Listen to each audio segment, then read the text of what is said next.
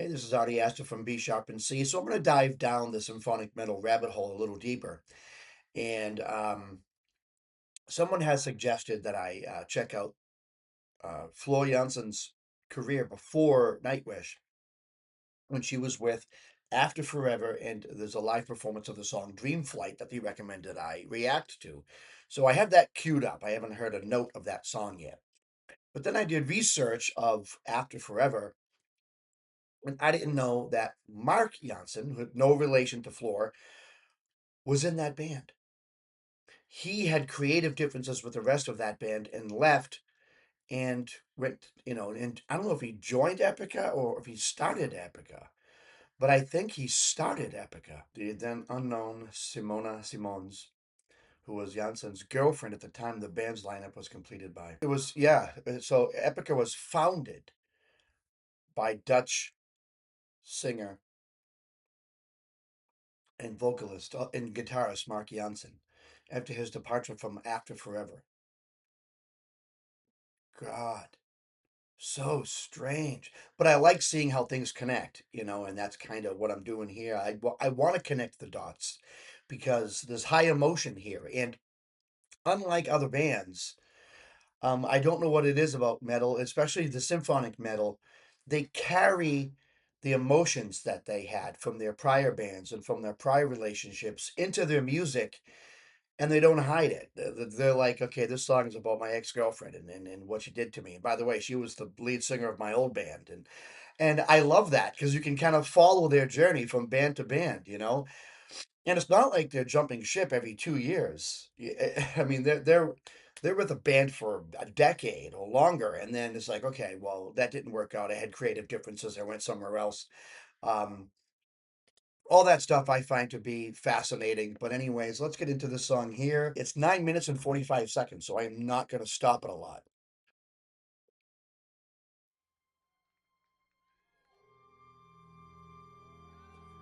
Okay, right there. No, I'm just kidding. I'm really not going to stop it a lot.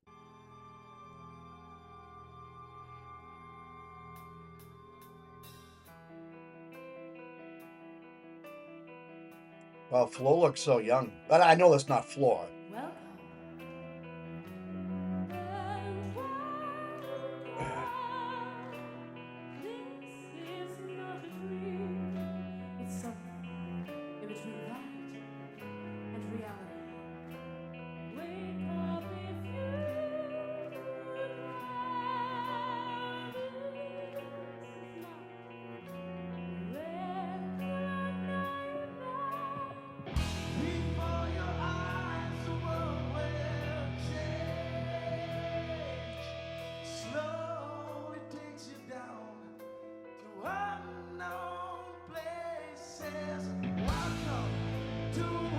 Who's that? I like his voice.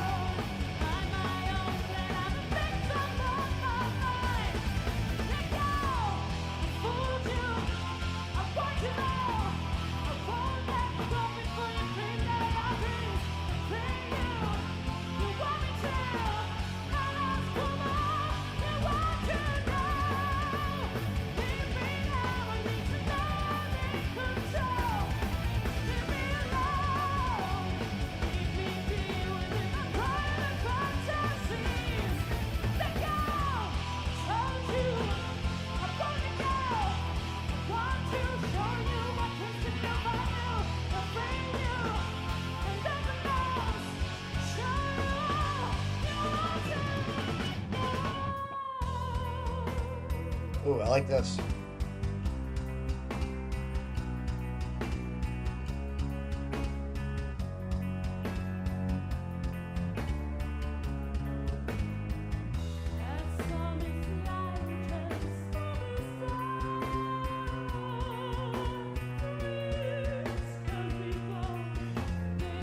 This is much more raw than Nightwish.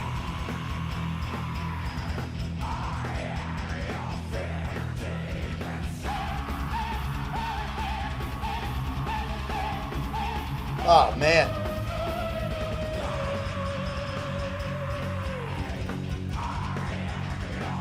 Great engineering. Listen to her, man. Listen to her.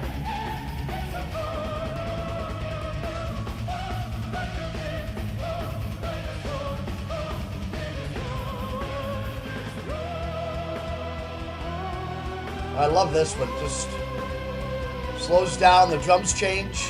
So nice.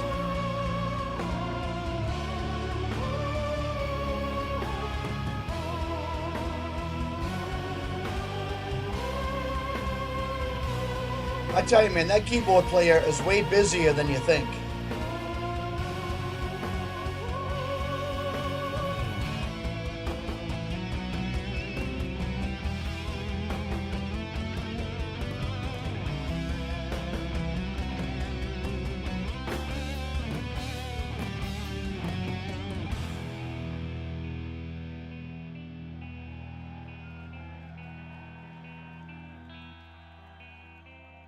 Oh, I like this part.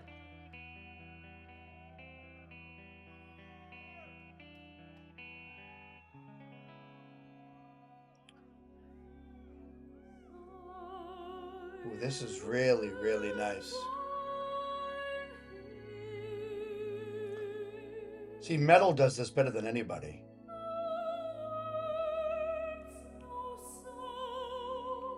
It's automatically progressive.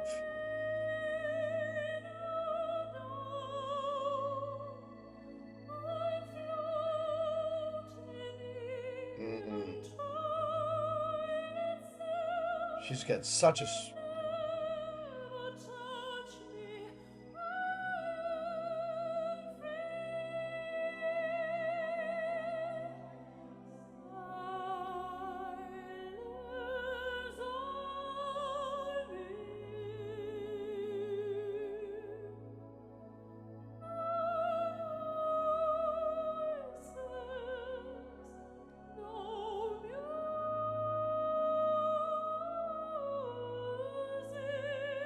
Oh, God.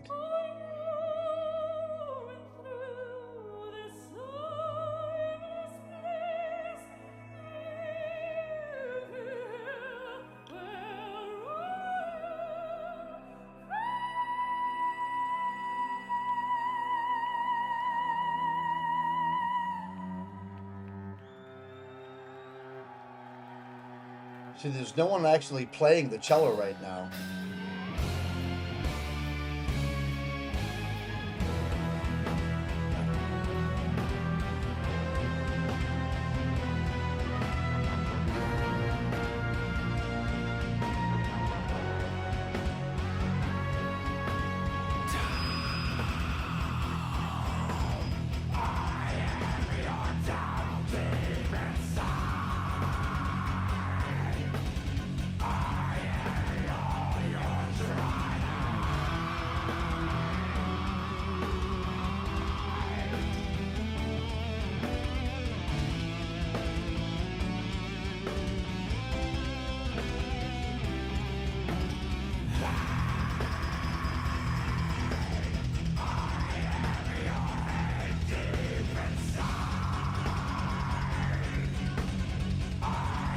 It sounds like there's two people doing the growling.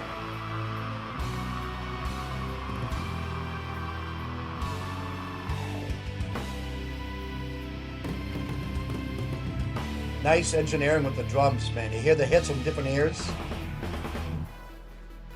Here goes the keyboard player.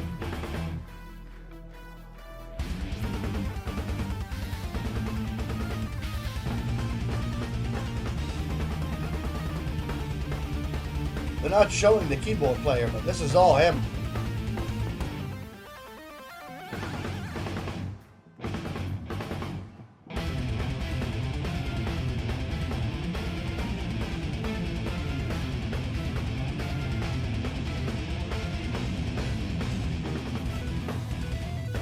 Show the keyboard player, man.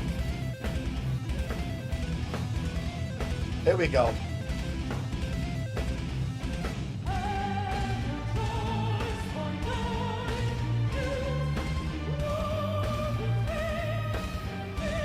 This is super for prog.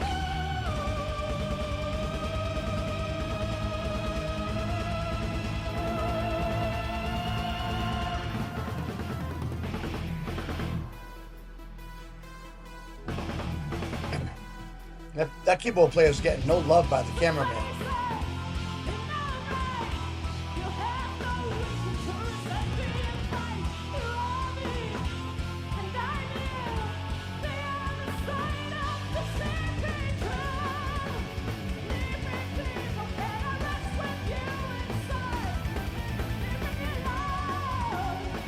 Oof.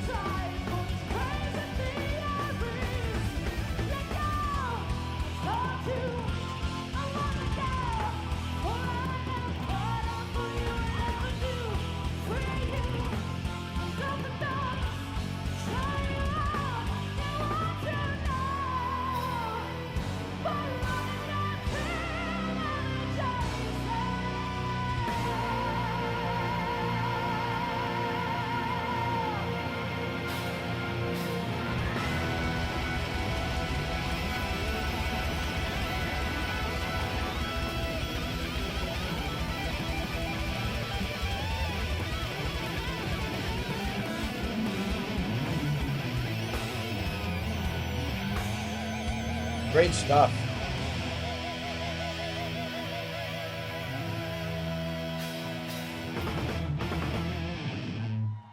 Nice. Nice. This is really good. Really great stuff. And someone recommended it to me. Right here, this person here. I suggested Gem from her old band After Forever, Dreamflight, live at the ProgPower USA. ProgPower, so it is progressive. Hey, I just took your suggestion. Thanks. So a couple thoughts about that performance. It was. I mean, anything that Floor does. Floor's kind of like magic. She anything she touches kind of turns to magic, and she definitely stood out there. Believe it or not, the keyboard player stood out more to me than anybody else. And the drummer as well. Um, the keyboard player just literally made that song, the background of that song, like throughout the whole entire song, he was being heard and setting the tone for the mood. Um, and it just kind of went unnoticed. I mean, I'm sure keyboard players like myself would look at it and be like, "Oh wow, he's really doing great." The bass player at one point went over and was like giving him some love, but the cameraman sure as heck was like, you know, they would zoom in when the guitar players were soloing, but they wouldn't zoom in when the keyboard player was soloing. Um, there was something about the guitar. This is interesting guitar work. This is one of those songs, and I don't know about the whole entire band. I don't know if After Forever routinely does this because this is my first time hearing them. But the guitar solo was like, let me find a 2 or 4 bar riff and let me play it and then repeat it, you know, or two riffs that kind of call and respond and then repeat them, as opposed to a freestyle or free flowing guitar solo, like something that Empu does with Nightwish, whereas he's not just playing a riff and then repeating it, he's expressing himself for 8, 12, or 16 bars or whatever, or 32 bars, melodically. This was not melodic guitar playing, and I don't know if all of their songs are like that. Um, I gravitate more towards that. Um, because I think finding a riff and then repeating it is great if you want to begin a song. Like Creedence Clearwater Revival, John Fogerty was great at coming up with 4 bar riffs. It's basically at that point it's a hook, and then you repeat it, and then you come back after the second chorus and you play the hook again. Um, so this was kind of like in that style. Um, but that's okay. It's progressive rock. So in progressive rock, you can have that style of play where something repeats itself because what's going to happen is after that repetition, then you progress on to a new chord progression or something different, a long break or interlude or a second bridge, which we had in this song. We had more than one bridge because it was progressive. So we kind of break away from the structure of the song and have a couple of breakdowns and then come back a little bit, which I thought was great. But I only heard the song once, so I don't remember um, if the chord progressions in the end of the song were the same as the chord progressions in the beginning of the song. With progressive rock, you don't have to do that. You can completely abandon the chord progressions that you had in the beginning of the song, go to something different, and then have a whole other song for the second half. That's the beauty about progressive rock and progressive metal. You don't, the audience knows, the listener knows you're breaking the mold. You're not following that structure, that cookie cutter structure that most of my songs are. I have a very cookie cutter way of songwriting. Maybe my introductions are different. I have long intros, but um, I'm really not super progressive. I mean, I could be considered progressive because of how long some of my songs are and how different the structure is. But with chords, I'm not progressive that much with chord progressions. Anyways, this was really nice. I loved seeing Floor in a different setting, because where she is now is just on top of the world, and it's nice to see her in a position like this. And sure enough, she didn't surprise me. She stood out like a sore thumb. You know, her powerful persona, her powerful vocals, and just the ability to do so much vocally. It was the band.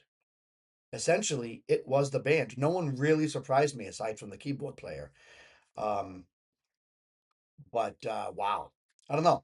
Any other suggestions? Put it in the comment section. I apologize if you disagree with my analysis. I wasn't blown away by the song or by the performance. But anything Floor does, I am always amazed with how she can take anything and just make it hers, and that's what she did. Anyways, this is Artie Aster with B sharp and C.